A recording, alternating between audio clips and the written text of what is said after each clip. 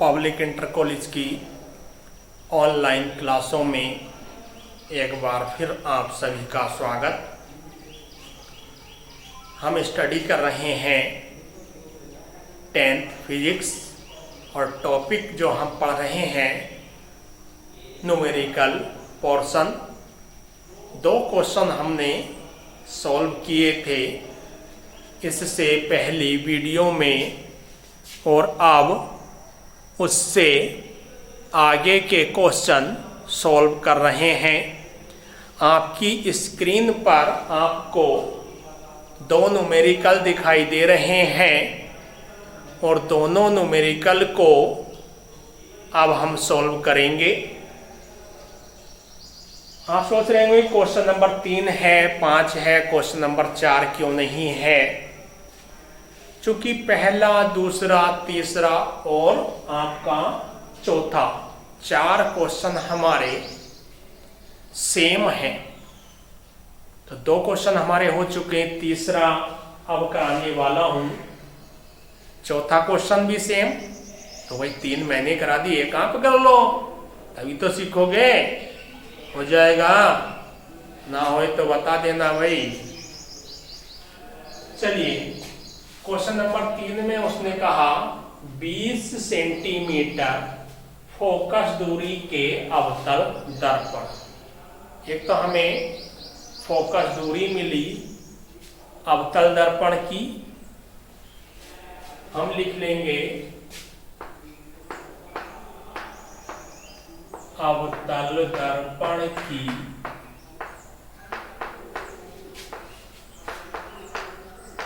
Focus दूरी F बराबर 20 centimetre. मैंने माइनस लगाया, आप बता दो भाई माइनस क्यों लगा बैठा मैं। अब तो सीख गए हैं आप सब, नहीं सीखे अभी भी?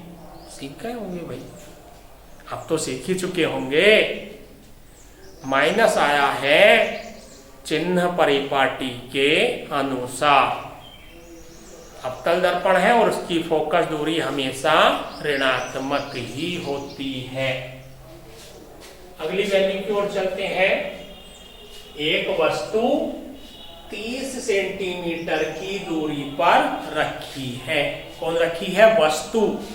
कहां से? दर्पण से 30 सेंटीमीटर की दूरी पर। क्या लिख लेंगे? अवतल दर्पण से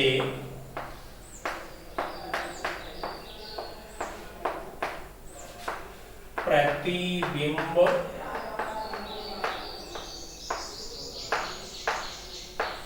तक की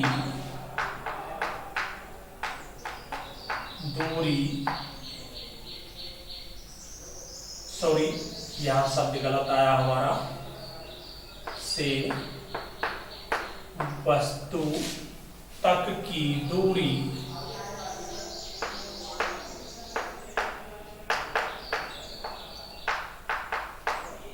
यू से दिखाते हैं।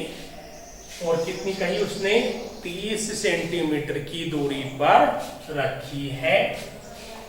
तो 30 और यू तो आंख बंद करो, माइनस लगा दो, क्योंकि u का मान हमेशा ऋणात्मक होता है। आगे क्या कहा प्यारे बच्चों?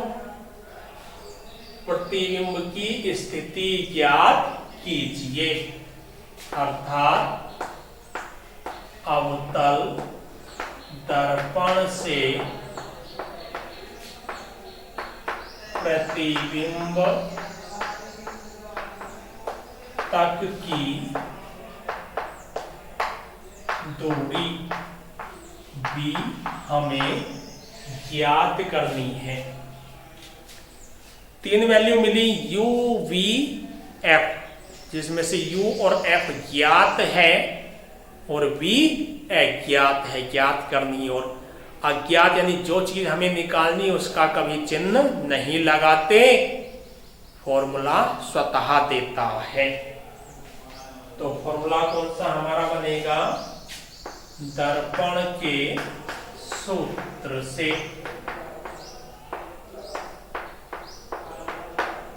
सूत्र क्या कहता है, 1/f बराबर b प्लस u। अब मान लगा देते हैं, f का मान -20, b का मान ज्ञात करेंगे और u का मान -30 हमें मिला हुआ है। इतनी हमने वैल्यू जमा ली जो हमें वैल्यू मिली हुई है। मैंने बताया था कि पहला काम भाई चिन्ह सरल कर लिया करते हैं। तो ये हो जाएगा हमारा माइनस ऊपर आ गया 1/20 1/20 और प्लस माइनस माइनस 1/30। अब अगर ये 1/30 ना हो तो 1/b का मान 1/20 रखा है। यदि यह 1/30 ना हो तो 1/b का मान 1/20 रखा हुआ है। समस्या कौन दे रहा है? ये दे रहा है 1/30। जो समस्या दी उसी को तो घर से भगाओगे या खुद जाओगे घर से बाहर। किसी घर में समस्या है तो जो है व्यक्ति समस्या दे उसे घर से दूर कर दो, बाहर निकाल दो। चलो वही करते हैं। इधर ये माइनस के 1/30 है, इस ओर ले आओ अर्थात पक्षांतर कर दो और पक्षांतर करने पर चिन्ह बदल जाता है। माइनस है प्लस हो गया। इधर क्या बचा? 1/v। इतनी राशि शेष बची। अब वही फिर समस्या हो गई। समस्या क्या हो गई कि सर सवाल तो हो जाता है, फिर आगे समस्या बन जाती है। लेसे लो, चलो फिर सिखाते हैं। 20 और 30 का लेसे, तो 10 दूनी 20, 10 तिया कितने? 30, तो 10 दूनी 20 तिया 60। कितना लेसे आ जाएगा भाई? 60 आ गया लेसे। लेसे के बाद क्या था हमारा? हर से लेसे को भाग देना। तो 20 तिया 60 प्लस इस 30 से इस 60 को हम भाग दे दें तो 30 दूनी 60, 30 दूनी 60 भाग दे लो। 30 से 60 को 30 दूनी 60, क्या बचा? 2। अब 2 की गुणा भिन्न के अंश से करनी है। अंश में तो 1 रखा है और 2 की गुणा 1 में करें, 2 एकम 2, इधर बचा 1/v। 2 में से 3 घटा दो। कहोगे क्यों घटा दो भाई? चूंकि 2 धन का है, 3 ऋण के हैं। ये जो लिखा हुआ है -3 प्लस 2, हम इसे ऐसे भी तो लिख सकते हैं 2 - 3। यहाँ 2 प्लस का, यहाँ भी 2 प्लस का है, यहाँ 3 माइनस का है, यहाँ भी 3 माइनस का है। और जब छोटे में से बड़ा घटाते हैं, जब छोटे में से बड़ा घटाते हैं तो हमारा माइनस का बचता है। तो हमारे पास क्या बचा? -1/60 बराबर 1/v। इसके बाद क्या बताया था मैंने आपको? कुछ तो बताया होगा भाई।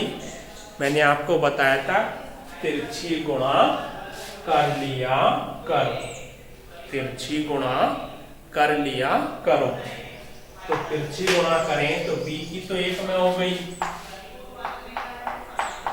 और 60 की भी 1 में हो गई। तो क्या बचा? b बराबर -के 60 सेंटीमीटर।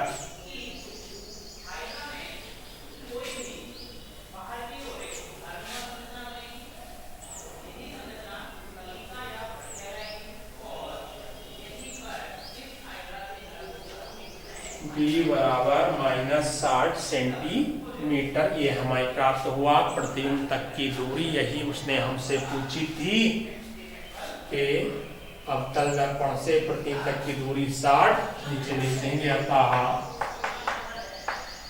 वस्तु का वास्तविक प्रतिबिंब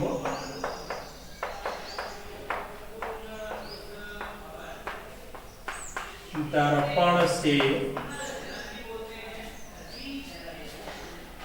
60 सेंटीमीटर की दूरी पर दर्पण के आगे बनता है। कैसे पता चला वास्तविक बना? क्योंकि माइनस आया था और पहले इस साइड में नोट्स लिखे थे ना, इससे पहले वीडियो में। माइनस है तो वास्तविक, और वास्तविक प्रतिबिंब कहाँ बनते हैं? हमेशा दर्पण के आगे या दर्पण के सामने। आभासी कहाँ बनते? पीछे। तो हमारा आंसर कहाँ कंप्लीट होगा? अतः वस्तु का वास्तविक प्रतिबिंब दर्पण से 60 सेंटीमीटर की दूरी पर दर्पण के आगे बनता है। नोट कर लेंगे। इसके बाद चलेंगे हम अगले क्वेश्चन नंबर 5 की ओर। बड़ा प्यारा सा क्वेश्चन आ रहा है अगला, इससे थोड़ा सा बड़ा, या कह सकते हैं इसका बड़ा भाई, ये छोटा है उसके मुकाबले। चलिए शुरू करेंगे।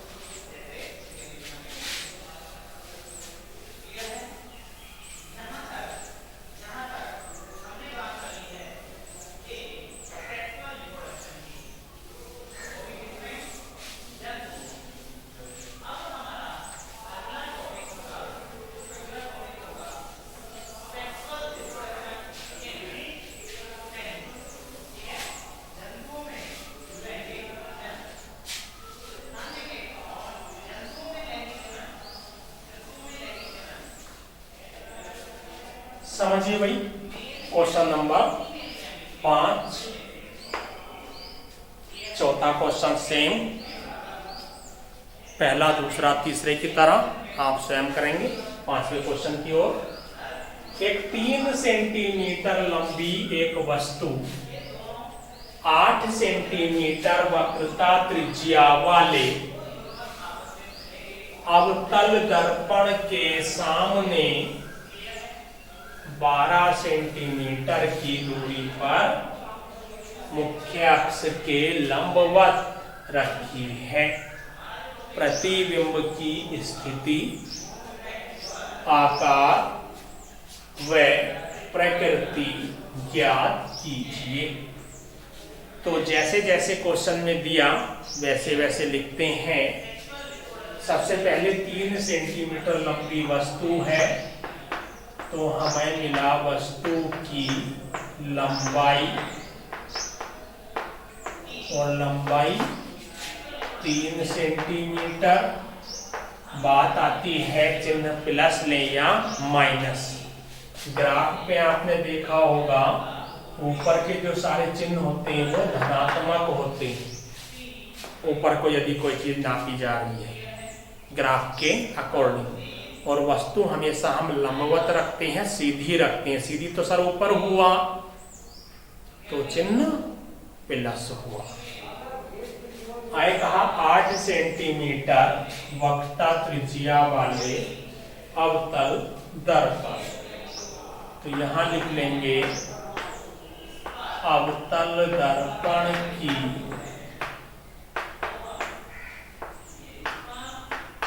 वक्रता त्रिज्या r से दिखाते हैं और r बराबर क्या हो जाएगा 12 सेंटीमीटर। और आप सबको पता है कि अवतल की त्रिज्या हमेशा चिन्ह किसकी होती, बोलो जल्दी से, टेल मी नाउ। ऋणात्मक होती तो चिन्ह क्या आ जाएगा माइनस। अब यहां से हम निकालेंगे अवतल दर्पण की फोकस दूरी f, और f बराबर होता r/2। तो f बराबर r का मान -12/2। और एक वैल्यू हमने थोड़ी सी यहाँ गलत, त्रिज्या दी हुई थी हमारी 8, यहाँ क्या कर लेंगे हम 8 सेंटीमीटर। ठीक, कई बार देखने में थोड़ी सी भूल हो जाती है, वो सुधार लिया हमने।